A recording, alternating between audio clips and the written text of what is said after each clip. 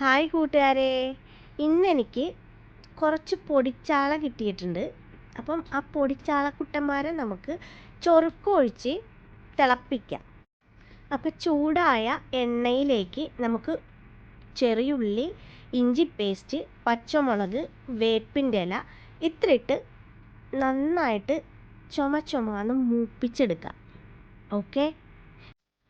ഉള്ളിയൊക്കെ മൂത്ത് വരുമ്പോൾ അതിലേക്ക് നമുക്ക് മുളക് പൊടി, മഞ്ഞൾപ്പൊടി, കാശ്മീരി ചില്ലി, പിന്നെ കുറച്ച് ഉലുവാപ്പൊടി ഇത്രയിട്ട് അതും നന്നായിട്ട് മൂപ്പിച്ചെടുക്കാം.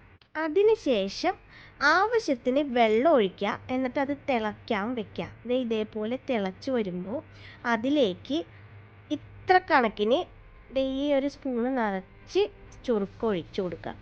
എന്നിട്ട് അത് കുറച്ച് നേരം തിളച്ച് വരുമ്പോൾ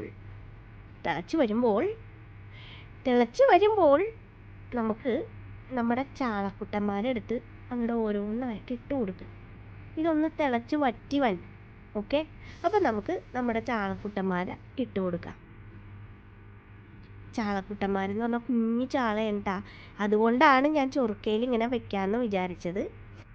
അപ്പം ചാളക്കുട്ടന്മാരെയൊക്കെ പെറുക്കി അങ്ങനെ ഇട്ടതിന് ശേഷം അവരെ നന്നായിട്ട് ആ വെള്ളത്തിൽ അങ്ങോട്ട് മുക്കി അങ്ങോട്ട് ഇടാം. അവരെല്ലാവരും മുങ്ങിക്കിടക്കട്ടെ.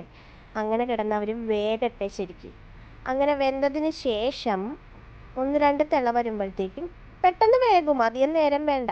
ഇങ്ങനെ നമ്മളൊരു അടപ്പ് വെച്ച് മൂടി അതിനെ 1-2 തിള വന്നതിന് ശേഷം നമുക്ക് കറിയായിട്ട് എടുക്കാം.